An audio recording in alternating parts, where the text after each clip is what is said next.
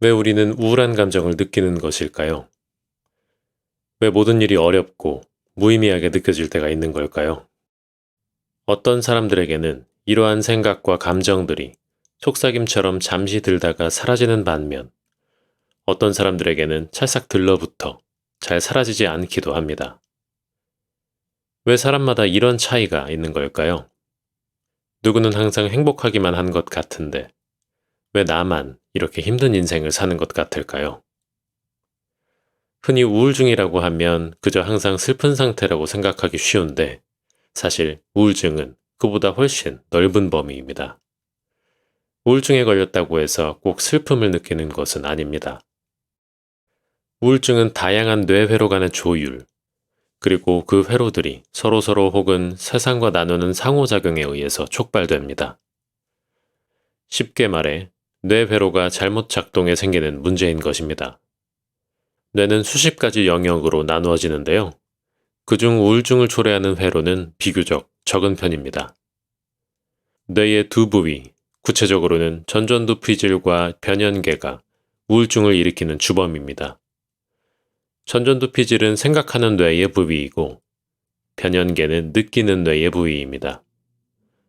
우울증은 이 영역들이 작동하는 방식, 서로 의사소통하는 방식에 문제가 생긴 상태입니다. 생각하는 뇌인 전전두피질은 느끼는 뇌인 변연계를 조절하는 책임을 맡고 있는데요. 전전두피질이 그 기능을 제대로 수행하지 못하는 것이죠. 사실 우울증이 있는 사람의 뇌나 그렇지 않은 사람의 뇌는 근본적으로 전혀 다르지 않습니다.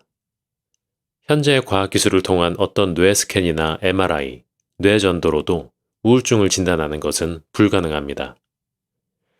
우울증은 우리 모두가 똑같이 가진 뇌회로의 부산물일 뿐이기 때문이죠. 뇌가 우울한 상태에 쉽게 빠질 수 있게 배선되어 있기 때문에 누구나 우울해질 수 있는 것입니다. 현재까지 아직 우리는 우울증이 정확히 무엇인지 파악하지 못했습니다. 물론 우울증의 증상이나 어떤 뇌 영역과 신경과학 물질이 관련되어 있는지는 알고 있고, 여러 가지 원인도 알고 밝혀지기는 했습니다만, 파킨슨병이나 알츠하이머병과 같은 다른 뇌 질병만큼이나 상세하게 우울증을 이해하지는 못하고 있습니다. 하지만 다행인 것은 우울증에 걸렸을 때 뇌에서 무슨 일이 일어나는지, 어떻게 하면 나아질지에 대해서는 충분히 알고 있다는 것입니다. 어떤 사람이 우울증에 걸리게 될지 결정하는 핵심적인 5가지 요소가 있습니다. 첫 번째는 유전자입니다. 물론 유전자가 모든 것을 결정하는 것은 아닙니다. 하지만 유전자가 뇌회로의 발달 방향을 이끄는 것은 분명한 사실입니다. 두 번째는 생애 초기의 경험입니다. 어머니가 임신 중에 받은 스트레스 혹은 유년기와 청소년기에 받은 스트레스가 신경회로의 발달에 영향을 미치고 다양한 신경전달 물질의 양에도 영향을 미칩니다. 세 번째는 현재 삶에서 느끼는 스트레스의 수준입니다. 취업 준비를 하고 있다거나 어려운 업무를 혼자서 해야 하는 상황 등의 심한 스트레스를 받는 일들은 뇌의 스트레스 회로를 가동시켜 다른 뇌 회로에까지 영향을 미칩니다. 네 번째는 인간관계입니다.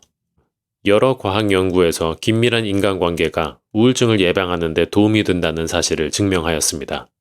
여기서 중요한 것은 친구의 수가 아니라 관계의 질입니다. 마지막으로는 운입니다. 갑자기 운을 이야기해서 어리둥절하시겠지만 실제로 운은 우리에게 큰 영향을 미칩니다. 뇌는 복잡계이기 때문에 우리 주위의 아주 미세한 변동에도 큰 영향을 받을 수 있습니다. 어떤 날은 버스나 지하철을 매번 놓치고, 어떤 날은 정류장에 도착하자마자 버스나 지하철이 오기도 합니다. 이러한 상황들도 그날의 기분을 결정하고 더 나아가 뇌회로에 영향을 줄 수 있습니다. 걱정과 불안은 우울증의 2가지 큰 증상이자 원인입니다. 걱정과 불안은 서로 연관되어 있지만 엄연히 다릅니다. 걱정은 주로 생각을 기반으로 하지만 불안은 신체 감각 같은 육체적 요소나 관련 행동과 더 깊은 관계가 있습니다. 걱정은 생각하는 뇌인 전전두피질이 관장하고 잠재적 문제에 관해 생각하는 것이지만, 불안은 느끼는 뇌인 변연계가 담당하여 잠재적 문제를 느끼는 것입니다. 둘 간에 어떤 차이가 있든지 이 둘은 우리의 순조로운 삶을 방해하고 지치게 한다는 것에 문제가 있습니다. 하지만 걱정과 불안도 우리에게 이로울 때가 있습니다. 걱정은 머리에 처음 떠오른 것으로 성급하게 결정하기보다 문제를 한 번 더 생각하게 하고, 불안은 안전을 유지할 수 있도록 도와주기도 합니다. 그러니 불안한 감정이 들 때 자기 자신을 너무 나무라지는 마시길 바랍니다. 뇌가 우리를 도우려고 하는 것일 뿐이니까요. 걱정과 불안을 진정시키는 방법에는 여러 가지가 있습니다. 그중 첫 번째는 불안이나 걱정이 생겼을 때 단순히 그 사실을 알아차리는 것입니다. 자신의 감정 상태를 인지하면 생각하는 뇌인 전전두 피질이 활성화되고, 이는 불안한 편도체를 진정시킵니다. 느끼는 뇌인 변연계가 불안해하는 것을 진정시키는 더 좋은 방법은 불안이나 걱정이 생긴 진짜 원인을 이해해야 하는 것입니다. 여행을 가서 제때에 밥을 먹지 못할까봐 불안한 것은 사실 밥을 못 먹는다는 사실 그 자체가 아니라 밥을 먹지 못했을 때 배우자에게 짜증이 날 것이라는 생각 때문인 것처럼 말입니다. 또 하나의 좋은 방법은 현재에 초점을 맞추는 것입니다. 걱정과 불안은 미래에 관한 것이지만 현재에 완전히 몰두하면 걱정과 불안은 머리에 남아있지 않게 됩니다. 우리는 왜 긍정적인 면에 더 초점을 맞추는 것이 어려울까요? 그냥 긍정적으로만 바라볼 수 있다면 더욱 낙천적이 되고 덜 불안하고 더 행복해질 수 있을 텐데 말이죠. 여러 자기계발서에서 단순히 긍정의 힘을 홍보하지만 이는 사실 우울증에 걸린 사람들에게는 비난과 같이 느껴질 수도 있습니다. 쉽게 할 수 있는 일을 왜 못하냐면서 말이죠. 모든 사람의 뇌가 감정 정보에 더욱 잘 반응하도록 배선된 것은 사실이지만 사람마다 어떤 종류의 감정에 어떻게 반응하는지는 모두 다릅니다. 어떤 사람은 감정 정보에 유난히 더 잘 반응해서 부정적인 감정을 억누르려면 전방대상 피질이 더욱 안간힘을 써야 하기도 합니다. 또 어떤 사람은 부정적인 정보를 훨씬 간단히 처리하고 다음으로 넘어갈 수도 있죠. 사실 이렇게 사람마다 감정 정보에 대한 뇌회로의 특성은 유전의 가능성이 높습니다. 실제로 우울증이 있는 부모를 둔 자녀는 유전, 유년기 초기의 경험, 학습된 행동 등의 여러 가지 이유로 우울증에 걸릴 가능성이 더 높습니다. 그러면 이러한 사람들은 어쩔 수 없이 우울증에 걸리게 되는 것일까요? 물론 그렇지 않습니다. 이는 몇 가지 노력을 통해 충분히 극복할 수 있습니다. 비관성을 이겨내려면 낙천성을 담당하는 뇌회로를 튼튼하게 만들어야 합니다. 첫 단계로는 미래에 긍정적인 사건이 일어날 가능성을 그저 상상하는 것입니다. 반드시 일어날 것이라 믿을 필요도 없고 그저 상상하기만 하면 됩니다. 이렇게 하면 아래쪽 전방대상 피질이 활성화되어 느끼는 뇌인 변연계의 편도체 조절을 돕게 됩니다. 즉, 좋은 일이 생길 가능성을 상상하는 것만으로 뇌의 부정 편향을 통제하는 데에 큰 도움이 된다는 의미입니다. 두 번째 단계로는 좋은 일이 일어날 것이라 상상만 하는 것이 아닌 일어날 것이라고 기대하는 것입니다. 이는 전방 대상 피질을 활성화할 뿐 아니라 편도체의 통제를 돕는 전전두 영역까지 활성화시켜 뇌의 부정 편향을 통제하는 데에 큰 도움이 됩니다. 뇌가 우리 몸에서 가장 중요한 부분 중 하나이기는 하지만 뇌도 결국 몸의 일부입니다. 뇌는 몸과 연결되어 있기에 우리가 몸으로 하는 모든 일이 뇌의 신경화학에 영향을 미칩니다. 운동은 살을 빼는 데에만 좋은 것이 아니라 뇌에도 좋습니다. 구체적으로 말해 우리를 계속 우울한 상태로 만드는 뇌회로들의 효과가 좋습니다. 사실 우울증이 야기하는 거의 모든 문제는 운동으로 해결할 수 있다고 해도 과언이 아닙니다. 운동은 근육만 키우는 것이 아니라 뇌도 강화시킵니다. 운동을 하면 BDNF와 같은 신경성장 인자가 증가하게 되는데 이는 뇌를 튼튼하게 만들어 우울증뿐만 아니라 다른 여러 문제에 대항할 힘을 길러줍니다.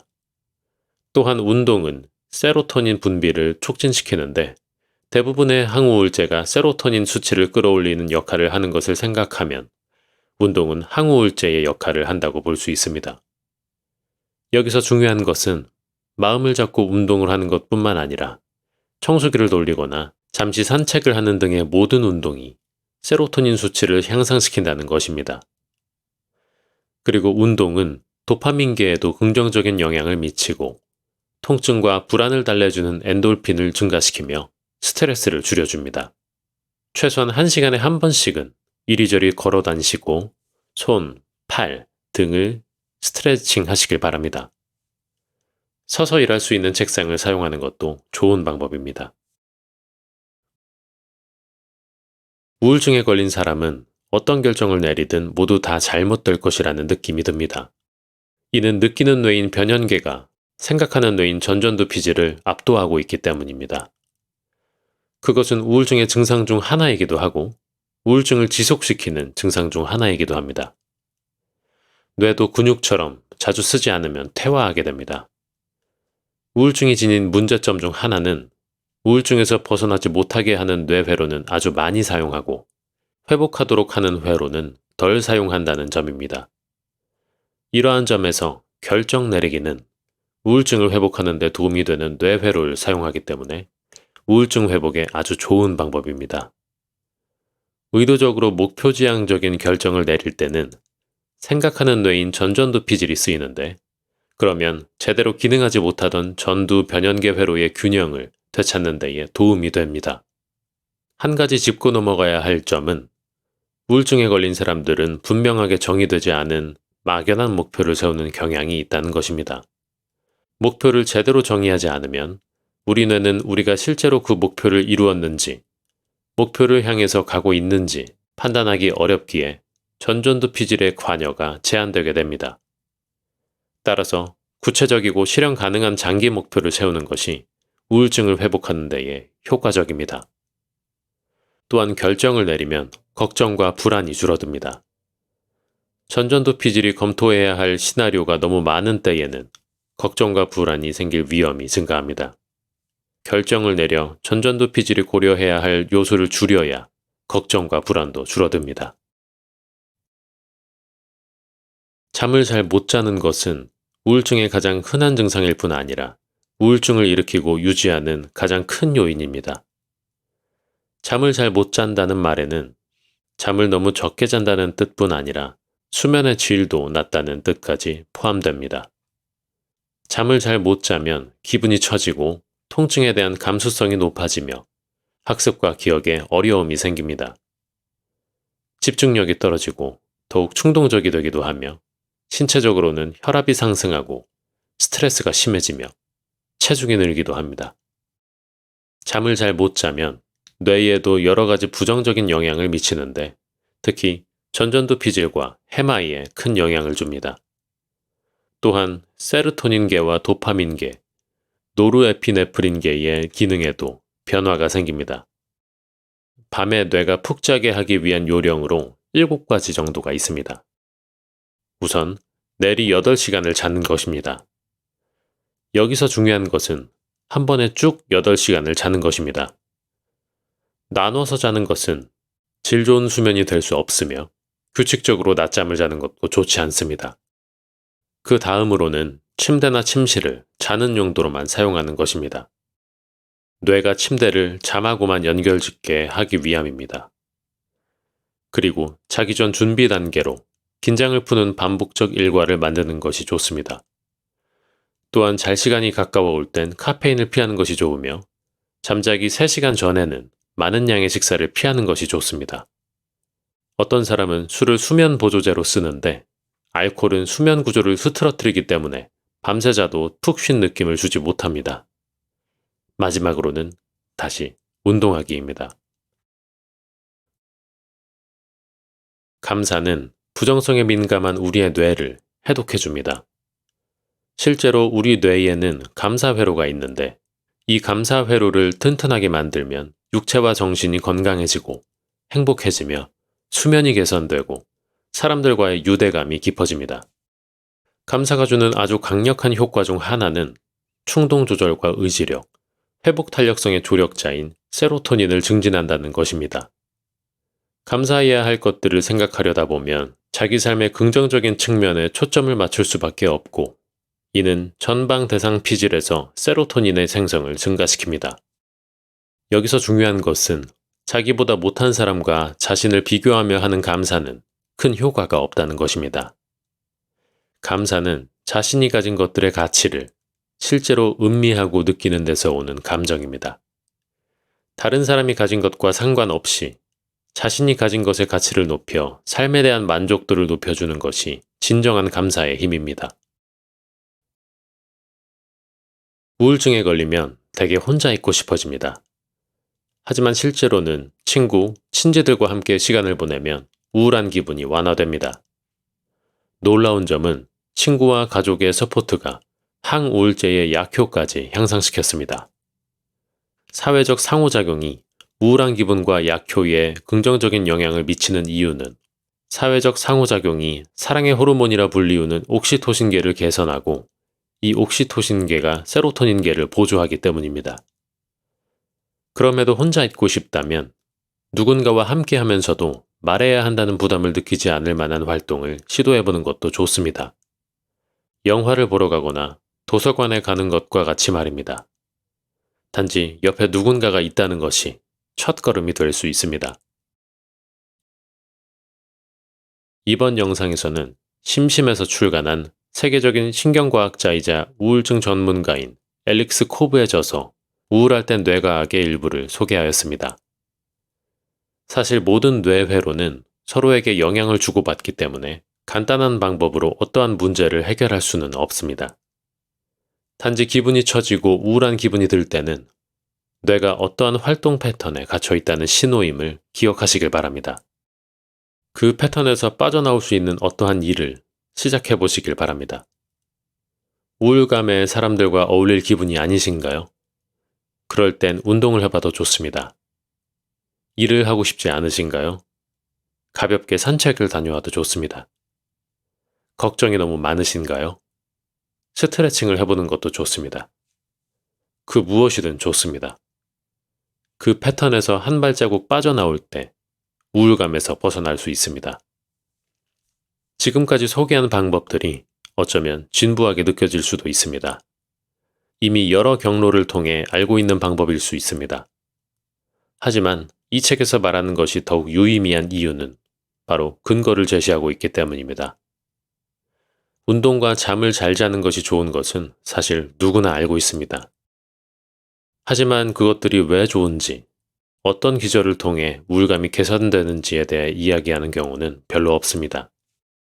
현재까지 영상을 보고 계신 분들이라면 자신이 우울감을 겪고 있거나 겪은 적이 있거나 혹은 주변 사람이 우울감을 겪고 있는 분들일 확률이 높을 것 같습니다. 누군가 우울감을 겪고 있고 그분에게 도움을 드리고 싶다면 이 영상을 공유해 주셔도 좋습니다. 사람들은 간혹 가까운 사람의 조언보다는 모르는 사람의 조언에 더욱 신경을 쓸 때도 있으니까요. 영상에서 소개하지 못한 좋은 내용들이 책에 많이 실려 있습니다. 제가 소개한 내용 외에도 우울증에 도움이 되는 여러 행동을 소개하고 있으니 우울증에 대해 뇌과학적으로 더욱 자세히 알고 싶으시다면 일독을 권해드립니다. 감사합니다.